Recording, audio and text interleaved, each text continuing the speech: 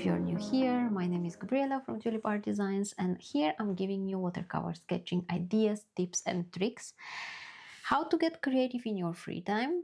It's completely stress-free, it's gonna be relaxing, very fun, maybe a bit messy, and definitely imperfect. So today I want to show you how to sketch the acorns. They are part of my autumn spread, which is part of a whole challenge called 100 watercolor sketches. So let's just grab our supplies and let's get started. Oh yeah, if you didn't subscribe to my channel yet, make sure to do so and just don't miss any of the coming videos. Let's dive in.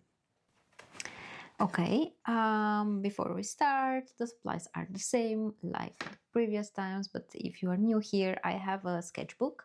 I use the one from Hannemühle. I'm sorry if I'm not pronouncing this correctly. This one is 100% cotton. I'm loving it. It's cold press.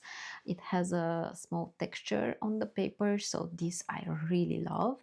And then I have different sizes of watercolor brushes. I use the round velvet touch from Princeton. I have size 10 and size 4, and I have a wash brush for the moment when I want to paint a bigger size.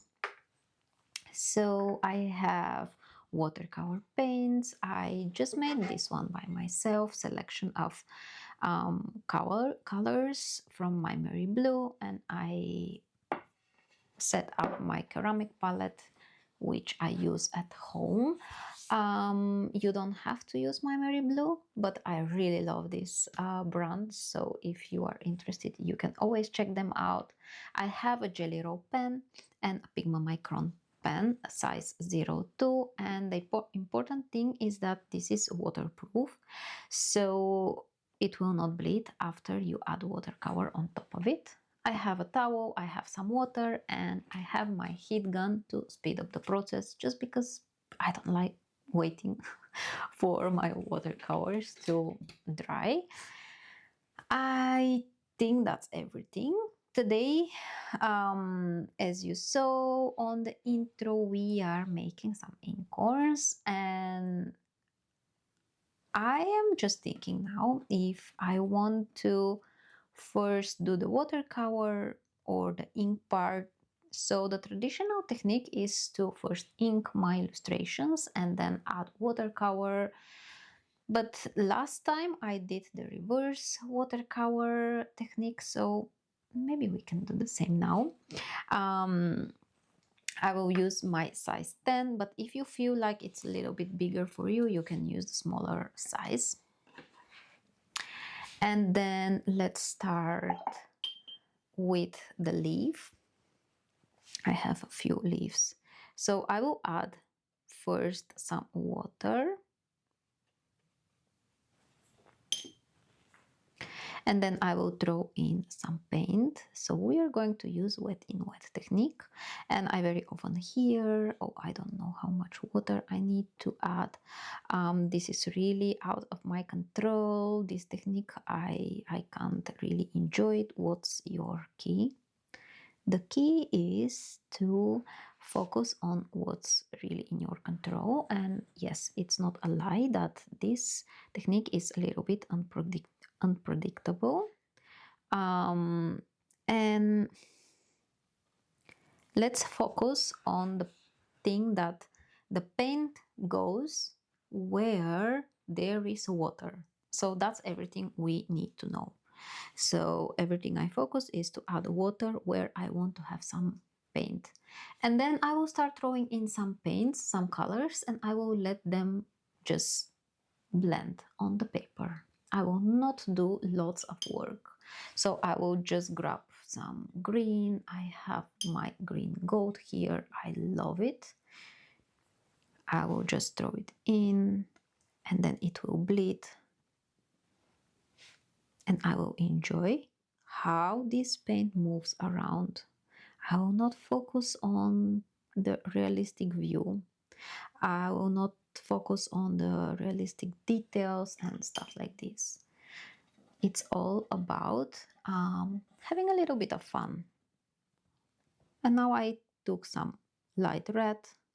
I will throw it in. We can get another red, throw it in. Let it mix on the paper. Enjoy how it creates such beautiful colors. Maybe you have some oranges or maybe yellows. Just use them and add them on the page, okay? Maybe a little bit of line. And for the water control, so you don't want to have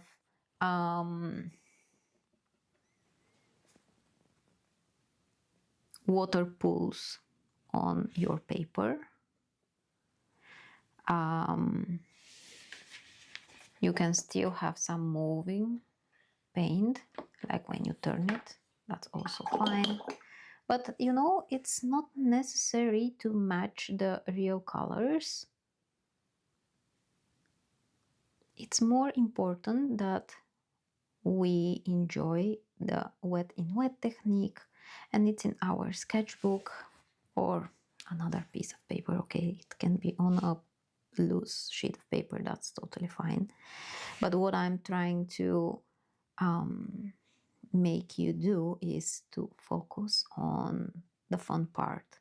So we will not try to match the real colors. We are just getting the colors we have on the palette.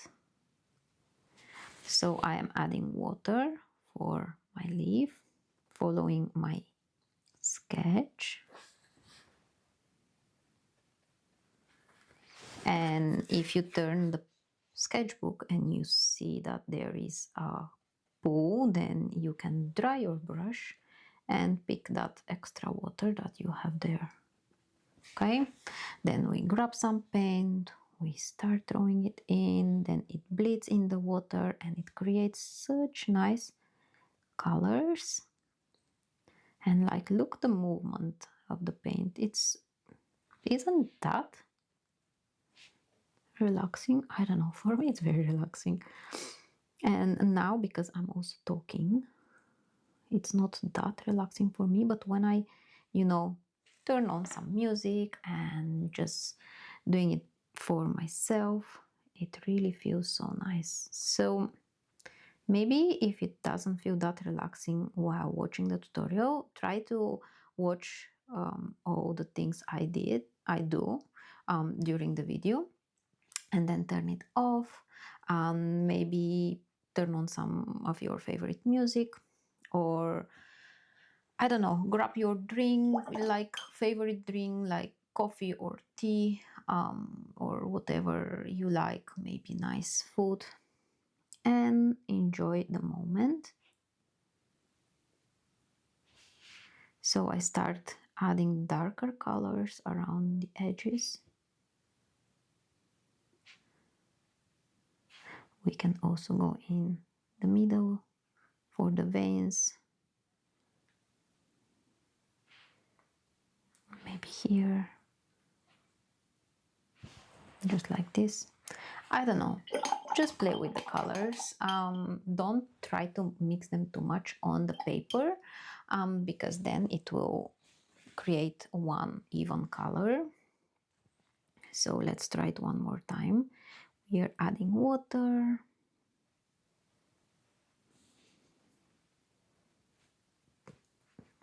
I am also checking on the screen. I hope the recording is going fine.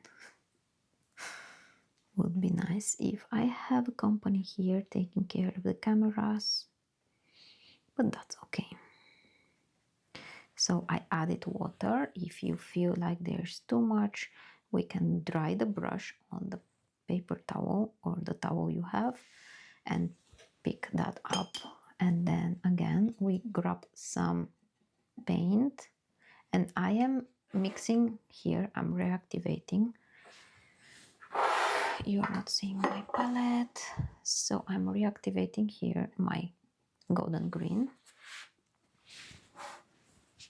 and I'm reactivating it directly in the pan. So it's more concentrated. It's more like creamy consistency, nice and juicy.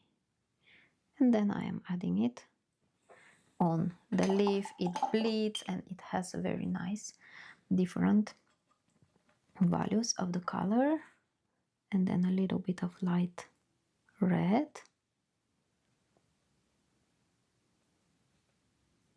And I'm tapping just with my tip of my brush. And then some of this nice rose alizarin. Just play with the colors you have. If you don't have the same like me, that's also fine. Just use your favorite greens, oranges. Okay, I think like this. I will not mix it anymore. So I will have different colors as well. Now for my acorns, I am going to use a little bit of yellow ochre. So I keep using my bigger brush. Again, if you feel like you need a smaller brush,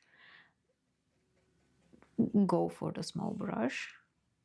I am adding some paint that is very transparent, and then I will go in with more concentrated paint, add it in, so kind of using wet in wet and very loose painting. And I'm not stressing if my shapes are not that great, because we are going to ink after that, so the shape will pop up with the help of my ink lines. And then for the little cups of my acorns, I'm gonna use burnt umber. Also for, okay, also for and the small branches here. So let me show you. I'm going to make one brush stroke at the end, and then only with water I'm tapping my brush on the paper. I can spread it around. Did you see what I did? Let's do it again. So I take burnt umber. I use only the tip. So I paint tiny line, and then I do one brush stroke here on the top. I wash my brush, I dry it, so it's almost completely dry. And then I just blend this brush stroke that I have here. Okay, let's do it again. That's the key of getting better with painting. It's just doing it over and over again.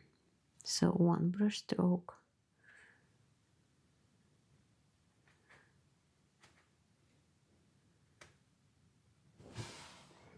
okay. I will wash my brush, dry it here on my paper towel, or yeah, I don't have paper towel, it's just a normal towel. And then I blend it with my dry and clean brush.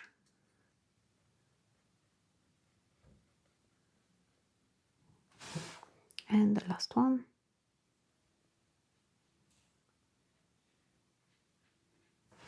Okay, something like this. It's really loose, but it's gonna be fine.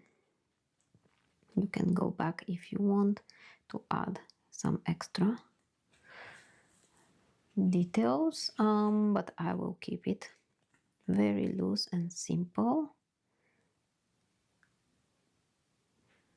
Like this. I am using only the tip of my brush, so I can make the tiny branches. All right. I need this to dry, and then I can ink with my fine liner to finish my illustration. Okay, now that this is dry, let's add a little bit of ink line work so it will look finished, or at least for me. You know, everyone has his own point of view, his own taste. So if you really like the loose watercolor sketching, that's also fine to leave it like this. But I really like to add some lines. So I usually really go and use kind of scribbles and maybe adding some details. I am shaking my pen and adding thickness, a second line.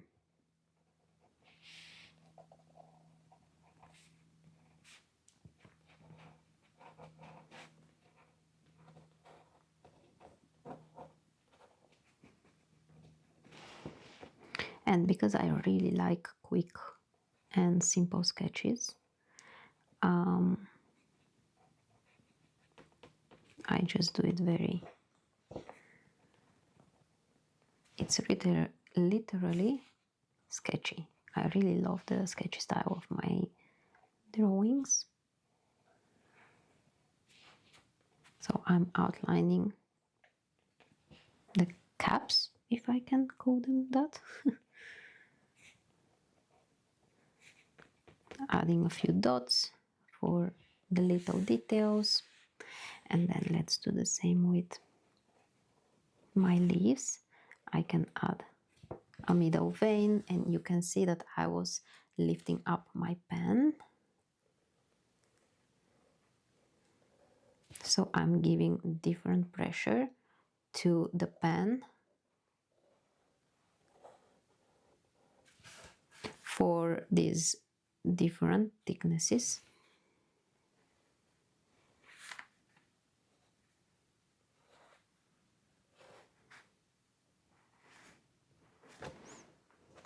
Something like this. You can definitely add more details or less. That's what I really love about this style.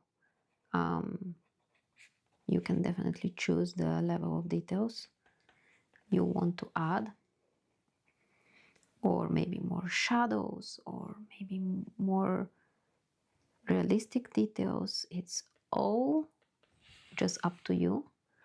And the key to get there is to just learn all the techniques and to find your own style, I guess. And I know it's not that easy, but when you let yourself to make mistakes, to experiment, it all comes in place. Okay, let me just do these leaves. So I will do a middle line for my middle vein, something like this. I will outline the leaf, and I will add a few small veins like this. All right, and then let's do the same on the other side for the other leaf.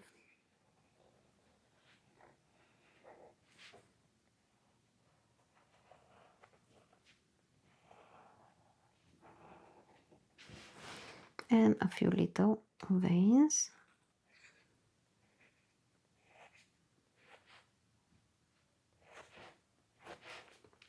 And sometimes my pencil sketch, I don't follow it completely, and that's okay, because once you add watercolor and then it probably changes a little bit, and that's fine. That's fine. We just work with the process and it's all fine. Even if we make a mistake, even if we mess it up, it's gonna be fine. What's important is to really allow ourselves to make mistakes and to enjoy the process, right? It's all for that. And there's nothing perfect. Again, remember that there's absolutely nothing perfect in the nature, in our life, in our sketchbook. There's just only beauty, and we can definitely enjoy it. Okay, I just missed something on my page, and this is some splatters. So let me just bring the whole spread here and add some splatters. I think I will use, I don't know, let's just grab this red because it's still wet.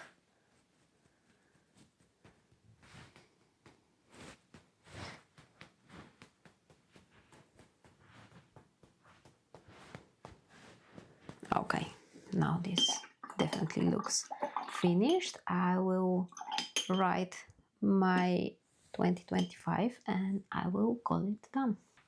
So that was it for today. I hope you liked this tutorial and you enjoyed it. Thank you very much for being here, for watching my video and for staying until the end. The outlines template is available on my Patreon, so if you are curious, I will link it below so you can check it out. I also linked some of the supplies that I am always recommending to use. And yeah, make sure to subscribe to my channel so you will not miss any of the coming videos. And I think that's everything. I am very happy to have you here and I hope to see you in the next video. Okay, bye.